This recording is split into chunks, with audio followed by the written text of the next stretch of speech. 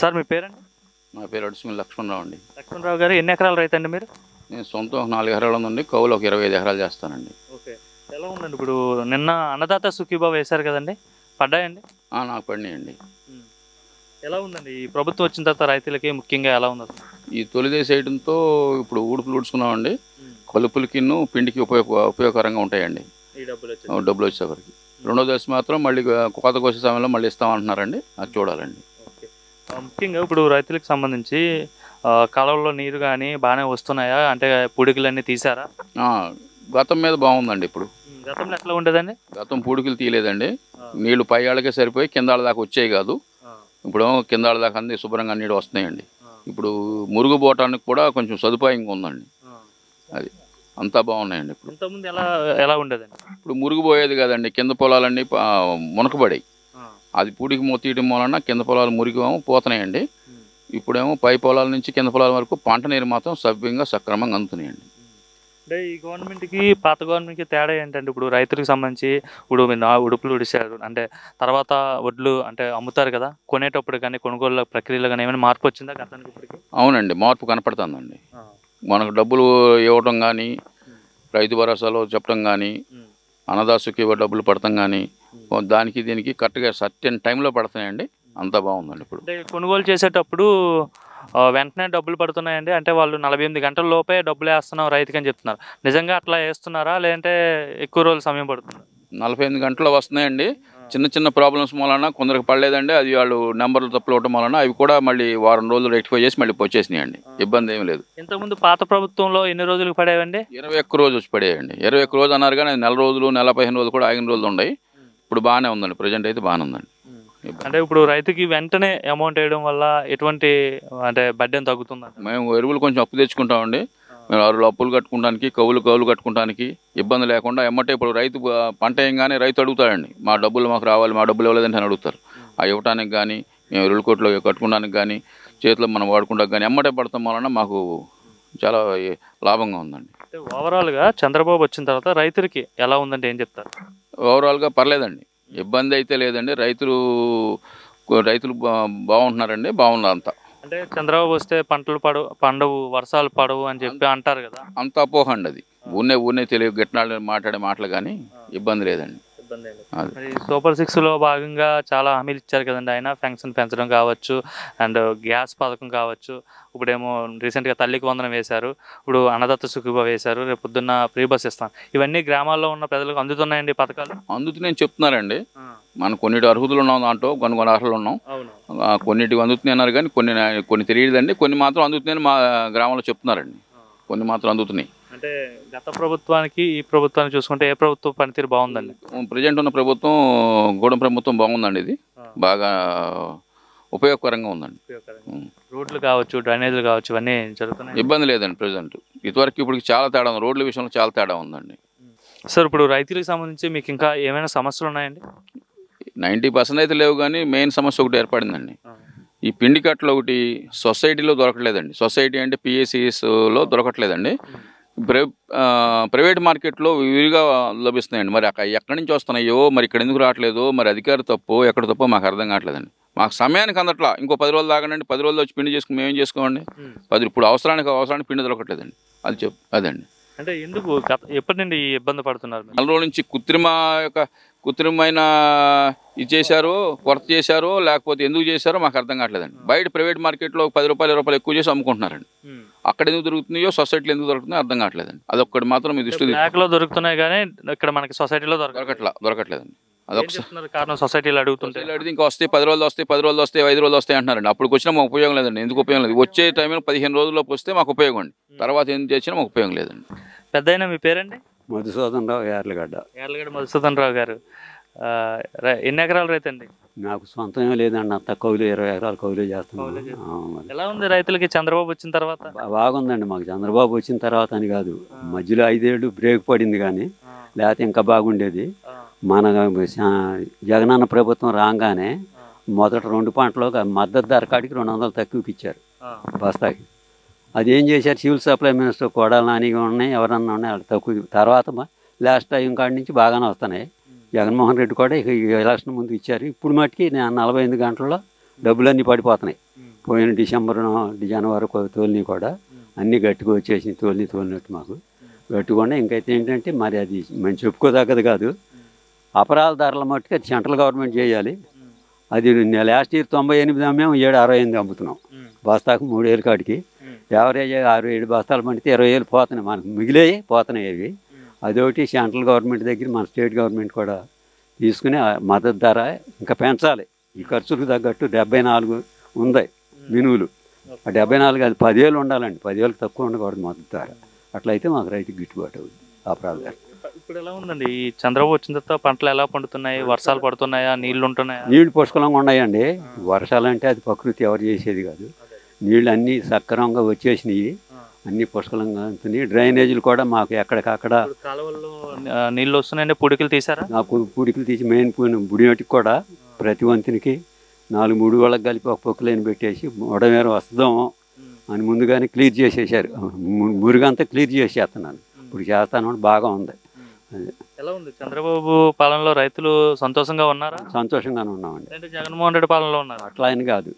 చంద్రబాబు పాలన రైతులే కాదండి, మనకి ఈ టెక్నాలజీ పెరిగి పిల్లల చదువులు కానీ ఉద్యోగాలు కానీ అన్నీ ఉండి ఇంకా మనం దానికి తోడ్పాటు జరిగినట్టు చేయాలని ఉంది. అది కూడా మరి సాధ్యమైనంత వరకు చేస్తారని ఆశిస్తున్నాం. నిన్న మరి అన్నదాత సుఖీభావ వేశారు. సో రైతులకి ఈ డబ్బులు ఉపయోగపడుతుందా? సరైన సమయంలోనే వేసారా? సరైన సమయం అండి. ఇప్పుడు ఏంటంటే మనకంటే మా ఊరంటే ముందు ఊడ్చాము, ఇప్పుడు ఊడ్చే చేలు ఉండే కరెక్ట్గా ఎరువులు ఖర్చులు ఈ ఖర్చుల టైంలో వచ్చేసి బాగానే ఉందండి. చెప్పినట్టుగానే చంద్రబాబు చాలా అంటే ఇంతకుముందు చెప్పారు కదండి సూపర్ 6 ఇస్తామని చెప్పి, హామీలను నెరవేరుస్తున్నారా 1 by 1? అవునండి, ఖచ్చితంగా. ఇప్పుడు సూపర్ 6 లేక మిగిలిందల్లా మనకి ఆడ పిల్లలకి బస్సు ప్రయాణం ఒకటే, అన్ని వచ్చేసినట్టేను. ఇప్పుడు మన ఈ రైతు భరోసా వచ్చినాయి, తల్లికి వందనము, మళ్ళా తర్వాత మన గ్యాస్ బండ్లు అన్నీ వచ్చేసినాయండి. పెన్షన్ గట్టిగా వాళ్ళు తీసుకొచ్చి మనం అసలు ఇళ్ళకే వస్తున్నారు. ఇదివరకే జగనన్న ప్రభుత్వంలో వాలంటీర్లు ఉంటేనే ఇస్తారు, వాలంటరీ వ్యవస్థను రద్దు చేశాడు చంద్రబాబు. అక్కడ చచ్చిపోయారు ఇక్కడ చచ్చిపోయారని పుకారు పుట్టించారు ఎలక్షన్ ముందు. చంద్రబాబు మూలాన వాళ్ళందరూ ముసలాళ్ళు రాలేకపోయారు. అదేం కాదండి, ఈ సచివాలయ సిబ్బంది ఉండ సిబ్బంది గట్టిగా తీసుకొచ్చి ఇచ్చేసేస్తున్నారు. 2వ తారీఖుకే పూర్తి చేసేసి 4,000 ఇస్తున్నారంట. 4,000 ఉంది, వికలాంగులకు 6,000 ఉన్నాయి. గట్టిగా ఉన్నాయి. హ్యాపీగా ఉన్నారా పెన్షన్? వికలాంగులు పోతే ఈ డయాలసిస్ చేసే వాళ్ళకి 10,000 అట్లా గట్టిగానే వస్తున్నాయండి. ఇప్పుడంతా బాగానే ఉన్నారంట? బాగా ఉన్నారండి. అదే బాగుంటాం అంటే దాంట్లో ఏ లంచగొండితనం లేకుండా స్వచ్ఛందంగా వచ్చి అతను వచ్చిన రూపాయి అంతా. ఏంటి మరి ఎన్నికల్లో మళ్ళా జగన్మోహన్ రెడ్డి గెలుస్తారంటారా? ఏమండి, ఎన్నికల్లో జగన్మోహన్ రెడ్డి గెలుతాకి పోటాకి ముందు ఒక కొద్దిగా పర్సెంట్ వాళ్ళకి అభిమానులు ఉంటారు కదా పార్టీ పల్లెటూళ్ళలో, వాళ్ళే మా పార్టీ వస్తుందని ఆశపడవచ్చు. వాళ్ళు ఎట్లాగూ లేదండి, అవకాశం లేదు. ఆయన కూడా అంటున్నాడు ఈసారి వస్తాను 30 ఏళ్ళ పాటు అధికారంలో ఉంటా అంటున్నాడు. ఆయన 30 ఏళ్ళ పాటు ఉండాలని ఉన్నాడు. రాగానే చేసింది మొదటిది ప్రజావేది కూల్చాడు, 2వది అమరావతి జోలికి వెళ్ళా, 3వది చంద్రబాబు పేరు వినపడకూడదు అనుకున్నాడు. ఈ 3 తప్పిదాల వల్లే ఓడిపోయాడు ఆయన. నా వాళ్ళకి అనుభవం వరకైతే ఆ అమరావతిని కంటిన్యూ చేసి ఆయన ఖచ్చితంగా ఆ ప్రజావేదిక ఉంచి అమరావతి కంటిన్యూ చేసి చంద్రబాబు పాలనలో పెట్టినవి అన్నీ మూలబాడేసి పేర్లు మార్చుకుంటాం కాదండి, అన్నీ చేయాలి కదా. అట్లా పోవటం వల్లనే అట్లా వచ్చింది. అంటే మీరు చాలా పెద్ద వయసు కదా, మీ వయసులో చాలా మంది ముఖ్యమంత్రులు చూసుంటారు. సో ఇంతమంది ముఖ్యమంత్రుల్లో ఏ ముఖ్యమంత్రి పరిపాలన మీకు నచ్చింది? ఈయనే పరిపాలన. ఇప్పుడు ఇది 4వసారి అండి మన ముఖ్యమంత్రి గారు. మొట్టమొదట మాకు జలగం వెంగళరావు గారి దగ్గర గాసు కృష్ణారెడ్డి గారి నుంచి అందరం ఉండాలి, బ్రహ్మానంద రెడ్డి వాళ్ళందరం చూసాం. ఇప్పుడే ఆ సంక్షేమ పథకాలు ఇప్పుడే కాదు మొదలైంది. ఆ సంక్షేమ పథకాలు అనేది తెలుగుదేశం ఎన్టీ రామారావుతో మొదలైనవి. రైతు అనేది గుర్తింపు అక్కడి నుంచే వచ్చింది. సొసైటీలు అన్ని సింగిల్ విండో చేసి సొసైటీలకి అన్ని అవకాశాలు ఇచ్చారు, బాగుండేది. అది అంటే చంద్రబాబు రైతు వ్యతిరేకాన్ని మాట్లాడుతుంటుంటారు కదా, అది రైతు వ్యతిరేకేం కాదండి, అది అన్నీ వాళ్ళు కావాలని ప్రతిపక్షం వాళ్ళు సృష్టించారు. ఒకప్పుడైతే అట్లా అనుకుంటాం కాదండి. అప్పుడు ధాన్యం పండితే మద్దతు ధర తగ్గుకుంటుంది. ధాన్యం పండకుండా ఎవరైనా ఉంటే ప్రతిమాయ పైర్లు వేసుకోండి వరి దండగానంటే దాన్నే చెప్పారు. అమ్మ వరి వద్దు అన్నాడు చంద్రబాబు అని. వరి వద్దు అంటాం కాదండి, వరి పండిస్తున్నాం, దానికి అదేం కాదు. ఆయన గట్టిగా ప్రభుత్వం కాదండి, ఆయన విజన్ గట్టిగా ఉంది. కంచెలో వెంకటనారాయణ గారు రైతు అండి?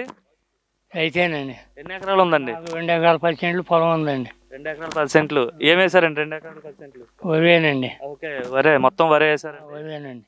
ఏంటి మరి ఎలా ఉంది అసలు రైతులకి చంద్రబాబు నాయుడు ప్రభుత్వం వచ్చిన తర్వాత? చంద్రబాబు నాయుడు గారు రైతులకి అందరికీ ప్రతి పనికి ఆహా ఇది వాగ్దానం చేశారండి. కాలువలు రిపేర్ చేయడానికి కానీ ఎరువుల కొరత లేకుండా చేస్తామని, మరి రైతు పెట్టుబడి సాయి కింద అన్నదాత కింద డబ్బు ఇస్తామని సూపర్ 6లో హామీ ఇచ్చారండి. ఈ విధంగా అండి మరి గ్యాస్కి వీటన్నిటికీ కూడా రకరకాలుగా రైతులకి రకాల హామీ ఒక్కొక్కటి నెరవేర్చుకుంటూ వస్తున్నారు. మరి మీ రైతుల సంగతి ఏంటి? అన్నదాత సుఖీభావ వేస్తా అన్నారు, వచ్చాయా?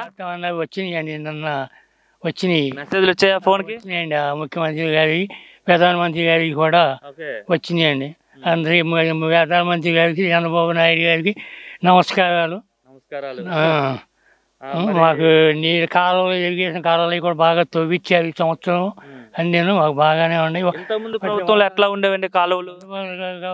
కాలువల మీద శ్రద్ధ పెట్టలేదండి, నీళ్లు నడవలేదు. ఇప్పుడు రైతులకి ఏంటంటే ముఖ్యంగా బోర్ల కింద నీళ్లు పెట్టినా కానీ కాలువల నీళ్ళు పారితే కాలువ నీళ్ళు బలం ఉంటుంది, పై బాగా పంట పండుతుంది అనేది, కాలువ నీళ్ళు పెట్టాలనేది కూడా కోరిక ఉంటుంది రైతులకి. అందుకని ఇప్పుడు ఈ సంవత్సరం కాలువ నీళ్ళు వచ్చినాయి, పెట్టుకుంటున్నారు రైతులు కాలువ నీళ్ళు కూడాను. గత ప్రభుత్వం వాళ్ళు కాలువల్లో పూడికలు తీయడం కానీ ఇవేం చేయలేదండి? చేయలేదండి, చేయలేదు.